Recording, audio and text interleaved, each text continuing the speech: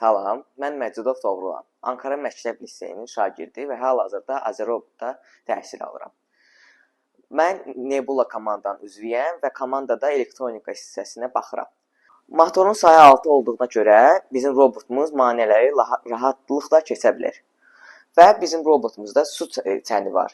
Çən rahatlıqla suyu, alovu söndürmək üçün işlədilir. Salam, mən Cəfərli İbrahim, 287 saylı Zəkalar Liseyində təhsil alıram. İndi isə mexatronik kateqoriyasında iştirak edirəm. Bu bizim robotumuzdur. Robotun kodlaşma hissəsinə mən baxıram. Bu robotda FlySky pultundan istifadə edirik.